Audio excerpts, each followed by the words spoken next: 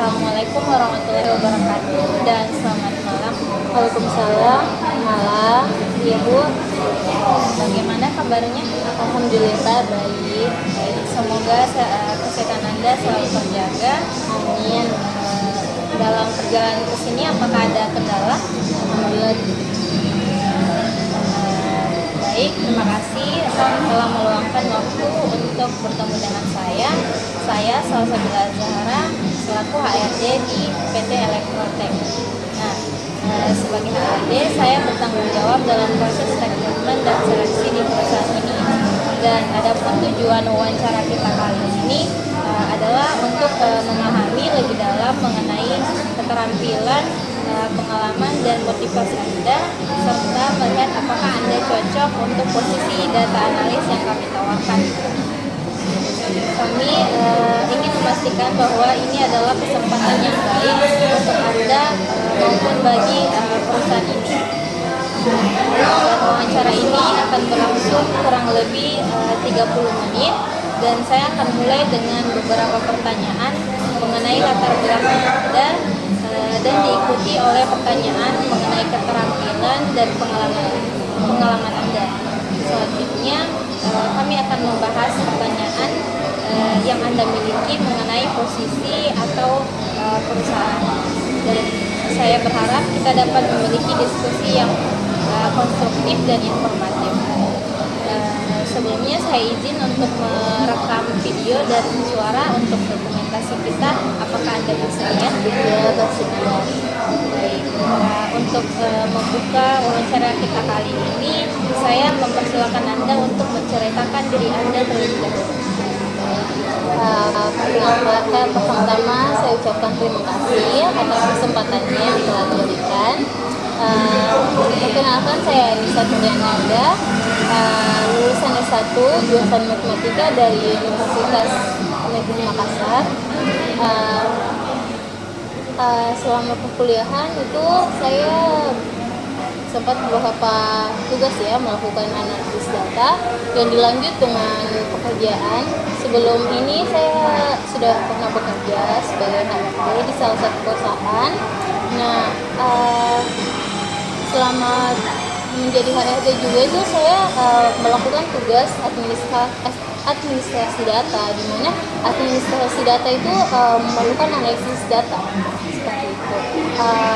Dengan kehadiran saya dan pengalaman saya selama ini, menurut saya tepat untuk posisi yang saat ini perusahaan Anda buka. Baik, jadi bisa dibilang Anda sudah berkompetensi dalam bidang analisis data. Baik, selanjutnya bisa Anda menceritakan situasi di mana Anda menghadapi suatu kondisi yang memerlukan pengambilan keputusan dalam analisis data. Salah satu kondisi menurut saya pada saat itu kan saya sebagai HRD di pusat HRD pusat, di mana saat itu saya disuruh untuk melakukan penilaian tiap cabang. Nah, pada saat itu saya melakukan penganalisisan data dengan cara mengolah data kinerja dari staf di tiap cabang untuk menentukan nilai-nilai kinerja itu. Bagaimana apa tugas Anda dalam situasi tersebut? Tugas saya itu pertama-tama saya minta laporan per minggu. Per minggu itu selama 4 minggu terhitungnya itu kan sebulan. Nah, kinerja sebulan itu saya olah sehingga saya mendapatkan nilai untuk kinerja dari cabang tersebut. Bisa dijelaskan lebih jelas, lebih detail mengenai bagaimana usaha Anda dalam situasi tersebut? Situasi tersebut kan saya diminta oleh atasan saya untuk melakukan penilaian dari tiap cabang, di mana cabang yang kinerjanya cukup rendah seperti itu kan. Nah, secara spesifiknya saya minta datanya, kemudian saya saya melakukan perbandingan dari tiap cabang. Dari data tersebut saya mendapatkan uh, dapatkan hasil data berupa mana saja cabang yang kinerjanya bagus, yang mana yang kinerjanya tidak terlalu bagus. Gitu. Bagaimana dampak usaha Anda itu terhadap tim ataupun perusahaan Anda? Untuk perusahaannya dampaknya cukup baik ya. Dengan cara itu kita bisa lihat bagaimana dari cabang tersebut itu bagus atau tidak. Nah, dari nilai itu kita bisa melakukan upgrade, di mana kita cari kesalahan dari cabang yang nilainya yang paling rendah, kita cari masalahnya apa yang itu, misal karyawannya ke yang malas, itu kan bisa kita lakukan mutasi ataupun kita turunkan jabatannya seperti itu kan, dengan mencari pengganti yang lebih sesuai untuk posisi tersebut. Selain tersebut, bisakah Anda menceritakan pengalaman di mana Anda harus bekerja dengan data untuk mendukung keputusan penting? Bekerja dengan data ya. Jadi salah satu pengalaman saya juga ya. Di saat itu kan saya diminta untuk melakukan turun langsung ke lapangan untuk menilai cabang yang salah satunya ini paling buruk itu ya. Pada saat itu saya melihat data dan melihat juga visual dari kantor cabang tersebut. Dari situ saya melihat kalau kinerja dari cabangnya itu memang cukup rendah ya, atau tidak terlalu bagus. Dengan itu saya mengirim data ke atasan di mana cabang ini ditindak lanjut.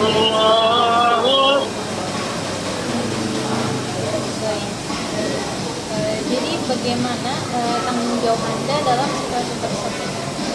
Tanggung jawab saya ya penuh ya, saya cukup besar karena dengan keputusan saya datang ke sana saja tuh gimana ya, kayak sudah yang kayak gimana ya, cukup besar lah ya menurut di situ kan. Dengan saya turun langsung saja dengan ke situ itu berarti sudah terancam yang di stop buat situ ya. Nah, tanggung jawab saya itu harus memang benar-benar melihat yang mana staff atau karyawan yang mesti kita pertahankan ataupun yang sebaiknya tidak, karena keputusan itu kan cukup penting ya untuk perusahaan, jangan sampai salah seperti itu. Jadi langkah-langkah apa yang Anda ambil untuk menyelesaikan permasalahan tersebut?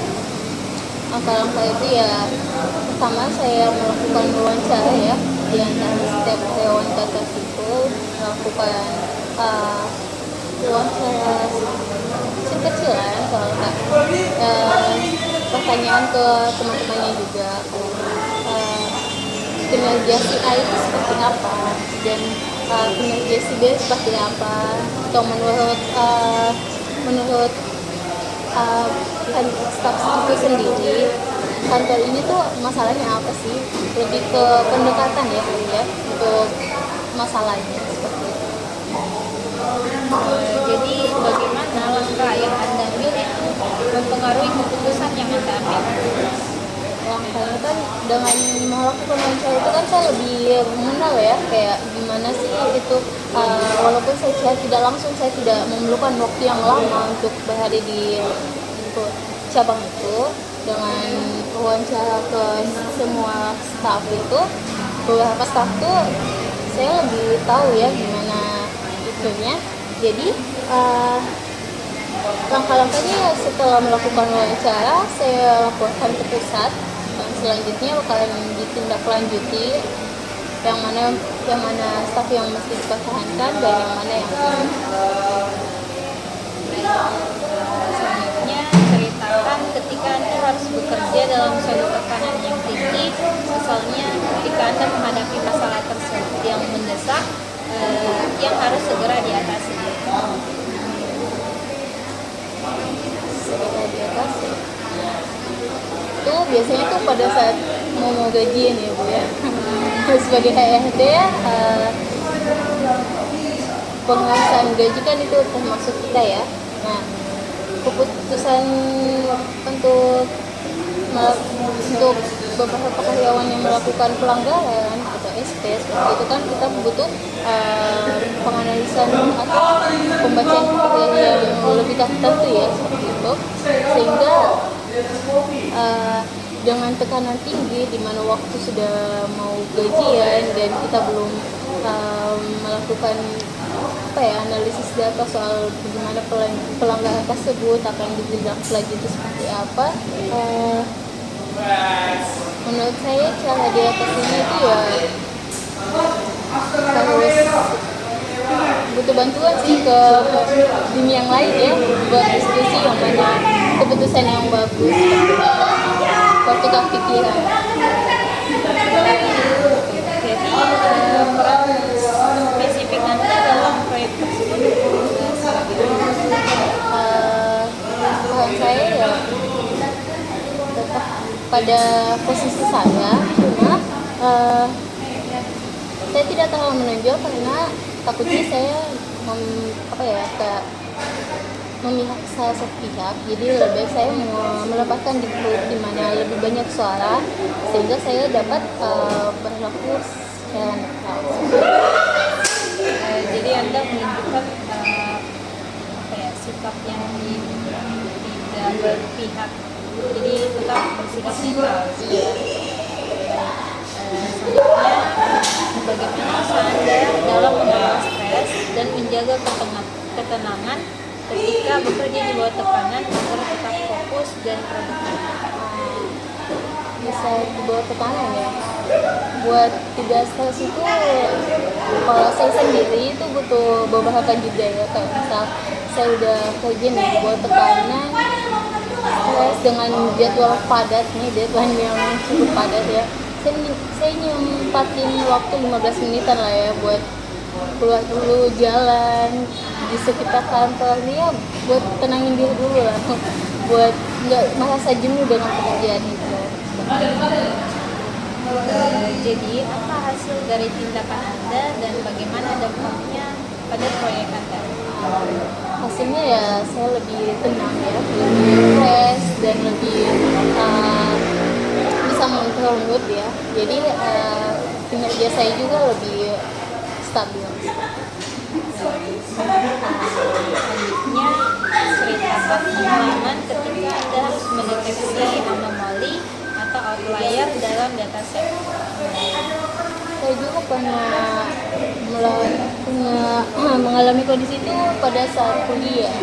Nah, pada saat itu data saya juga cukup bisa dibilang bermasalah. Ya, cara saya ya melakukan pengecekan satu-satu lagi komputer seperti itu. Apa yang menjadi tanggung jawab Anda dalam situasi tersebut? Tanggung jawab saya ya tentunya harus mendapatkan ya apa permasalahan itu dan memperbaikinya. Jadi langkah-langkah apa yang Anda ambil untuk mengidentifikasi dan memperbaiki masalah tersebut? Dalam kondisi datanya itu berdistribusi normal ya. Nah, sedangkan pada saat itu data yang saya olah itu tidak memiliki distribusi apapun. Nah, langkah-langkah saya melakukan pengecekan, entah itu kan seharusnya memang data ini tidak memiliki ya distribusi apapun. Jadi saya mencari dengan melakukan pengecekan secara satu-satu secara manual ya, untuk dapatkan kembali yang mana sih data yang salah saya input gitu. Walaupun cukup ribet ya, tapi menurut saya itu yang paling efektif. Baik. Jadi bagaimana hasil dari tindakan yang Anda ambil dan bagaimana tindakan tersebut mempengaruhi proyek atau tim Anda? Oh iya, ini kan tugas pribadi. Nah, hasilnya tuh walaupun dengan cara yang cukup ribet ya, seperti yang tadi saya bilang, pengecekan satu-satu, tapi walaupun cukup ribet begitu kan, saya lebih tahu ya soal data, sehingga ketika saya mendapatkan permasalahannya, saya perbaiki dan alhamdulillahnya bisa selesai dalam waktu yang sudah ditentukan. Deadline tugas kan. Selanjutnya, ceritakan pengalaman ketika Anda menghadapi data yang tidak lengkap atau bermasalah. Nah, pengalaman ini sih lebih ke pengalaman saya waktu skripsi Mbak. Pada saat skripsi saya itu data saya ada variabel yang tidak lengkap. Dengan tidak lengkap dan saya juga sudah habis ya masa penelitiannya di tempat penelitian skripsi saya, sehingga saya berdiskusi dengan dosen pembimbing, kemudian mendapatkan jalan tengahnya itu untuk variabel yang itu, untuk satu variabel itu yang tidak lengkap datanya, yang mana kesalahan itu dari kelalaian saya, lainnya diberi jalan ya dihapus saja variabel itu dengan mempertahankan 6 variabel lainnya. Jadi bagaimana atau strategi apa yang Anda terapkan untuk mengatasi keterbatasan data tersebut? Keterbatasan data ya, karena waktunya juga sudah tidak cukup ya. Waktu penelitian saya di izin saya di tempat penelitian itu sudah habis, sehingga keputusan yang paling baik ya, paling terbaik ya melakukan hapus variabel untuk bagian itu sih. Jadi bagaimana hasil dari strategi yang Anda terapkan tersebut? Hasilnya tuh lebih mempermudahkan saya ya. Dengan yang tadinya saya mengolah 7 variabel menjadi 6 variabel itu kan menguntungkan ya, walaupun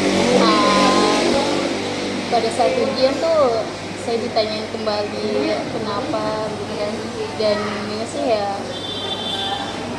penguji dan pembimbing saya tahu kalau saya itu melakukan kelalaian dalam penyusunan skripsi. Selanjutnya, ceritakan tentang suatu proyek tugas di mana Anda harus bekerja dengan orang lain untuk mencapai tujuan bersama. Bersama ya.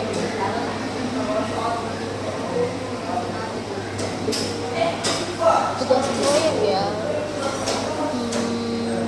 lebih ke pengalaman kuliah sih saya memiliki. Saat itu kan kita disuruh buat web atau aplikasi. Nah, dalam bentuk proyek itu kita isinya tuh berempat orang. Nah, cara kita nyelesainnya ya pembagian tugas ya, kayak misalnya saya di bagian buat di beranda ataupun dan di bagian pengecekan pesan seperti itu, dan teman saya di tempat lebih ke pengaplikasiannya, ada juga yang ke tampilan atau desain seperti itu. Lebih ke pembagian tugas saja sih Mbak, dan kekompakannya. Jadi bagaimana jadi apa peran Anda dalam proyek tersebut?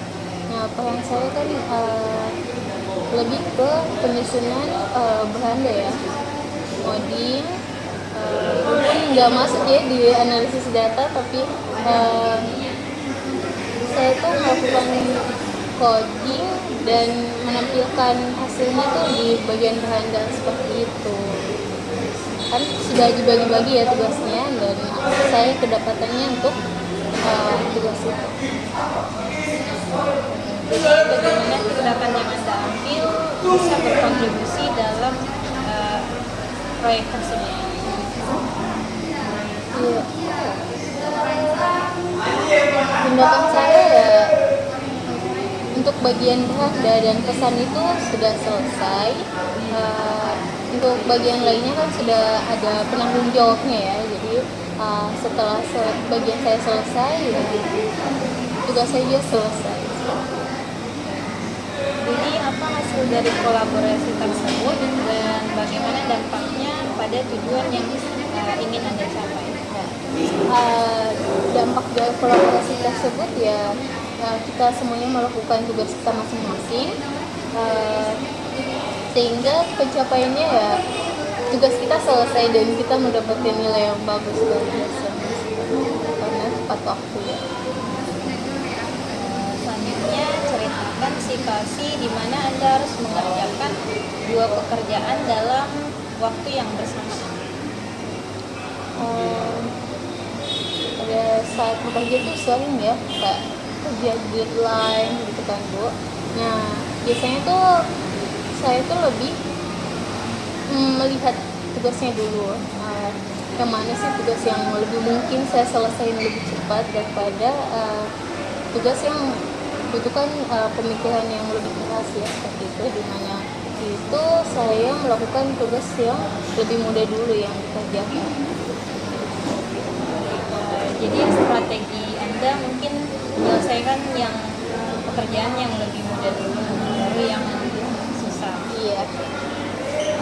Jadi bagaimana Anda melaksanakan strategi tersebut untuk menjaga agar semuanya berjalan lancar?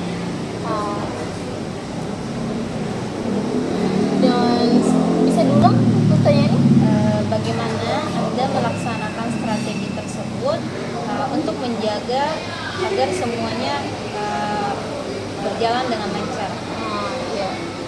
Strategi tersebut ya dengan lihat tugasnya dulu ya Bu ya, yang menentukan yang mana yang lebih gampang, yang mana yang lebih susah.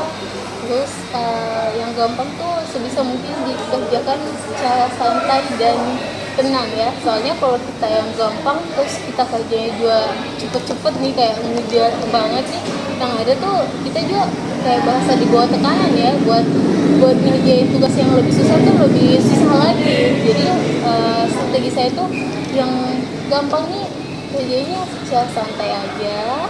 Nah nanti energinya tuh disimpan buat yang lebih susah seperti itu. Jadi bagaimana hasil dari cara Anda mengelola waktu dalam melakukan tugas tersebut? Hasilnya tuh ya tiba aja saya mampu menyelesaikannya sebelum deadline. Kinerja saya juga diakui secara baik kan. Itu sih yang pentingnya sih, kita harus jaga mood gitu loh, kayak mood tuh segalanya buat kerja gitu kan. Kita nggak bakalan cepat nyelesain sesuatu kalau kita juga nggak tenang gitu sih Mbak. Jadi Anda lebih menjaga mood Anda, dan hal tersebut pasti mempengaruhi hasil dari pekerjaan Anda. Iya. Selanjutnya ceritakan situasi ketika Anda sedang berada dalam masalah data yang kompleks dan Anda harus menggunakan berbagai macam alat analisis data untuk menemukan solusi. Bukan analisis data ya, menggunakan banyak cara. Dalam mengerjakan itu ya sebagai cara utamakan ya lakukan secara prosedur dulu ya.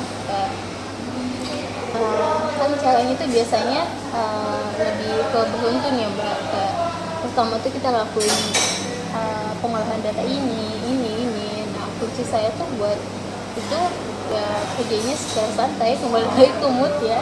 Saya lebih menjaga mood perasaan saya, soalnya menurut saya itu yang paling penting. Nah, tidak masalah katanya kompleks ataupun itu banyak cara dan banyak waktu yang mesti banyak waktu yang mesti kita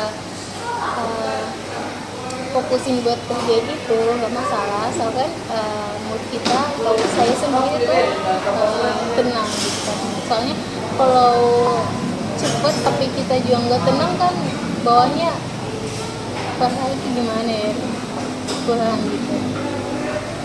Jadi alat apa yang biasanya Anda perlukan untuk mengatasi masalah tersebut?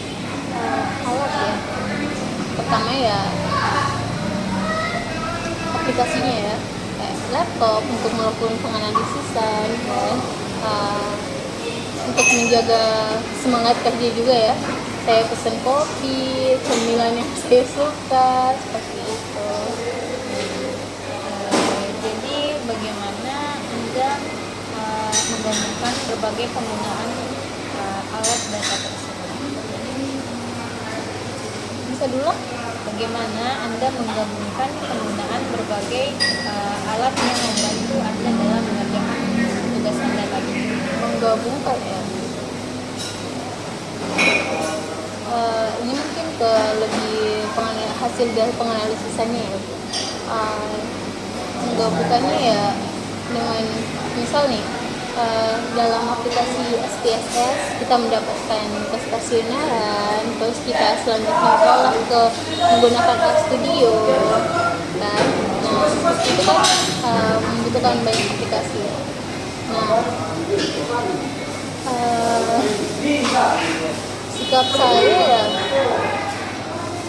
melakukan pengambilan data ya memang diperlukan dalam uh, dalam pengaplikasian analisis di aplikasi tersebut. Misal nih dari data SPSS kita butuhnya ini, terus buat yang di RStudio kita butuh hasil dari SPSS gitu kan. Lebih penggabungannya sih ke hasil datanya aja sih menurut saya. Jadi bagaimana hal tersebut bisa membantu Anda dalam menyelesaikan masalah secara efisien?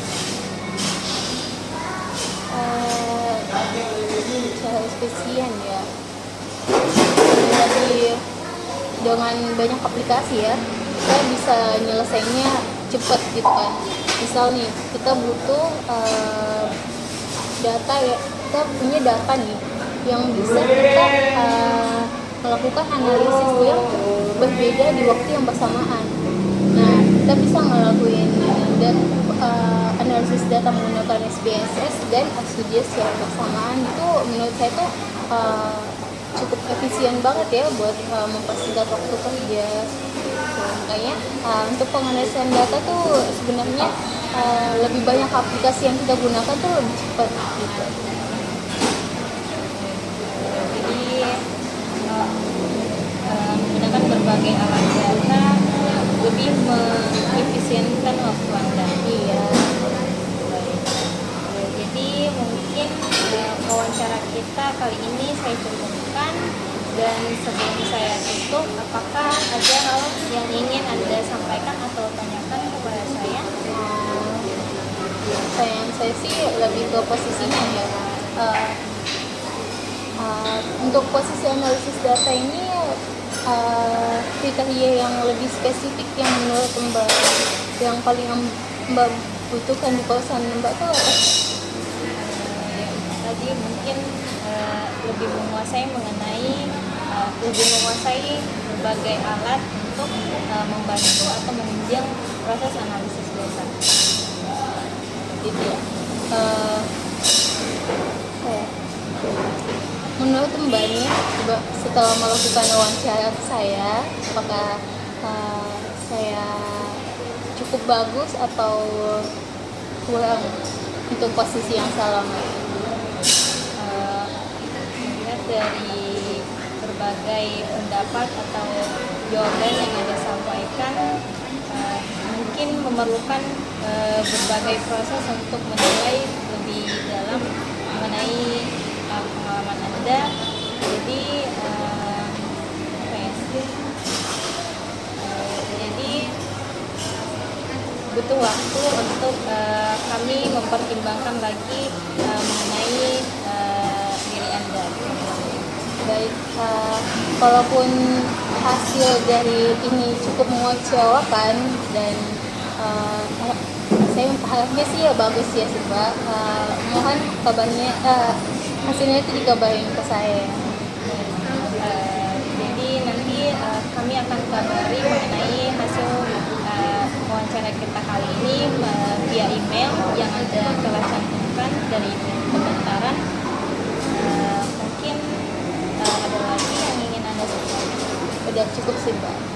Baik, terima kasih atas waktu yang Anda telah luangkan untuk wawancara kita kali ini, dan kami sangat menghargai kesediaan Anda untuk berbagi pengalaman dan pandangan Anda, dan kami akan mempertimbangkan seluruh informasi yang Anda berikan. Untuk maka dari itu saya tutup dengan ucapan terima kasih dan semoga sukses selalu. Assalamualaikum warahmatullahi wabarakatuh. Waalaikumsalam. Terima kasih juga Mbak atas kesempatannya ya. Terima kasih.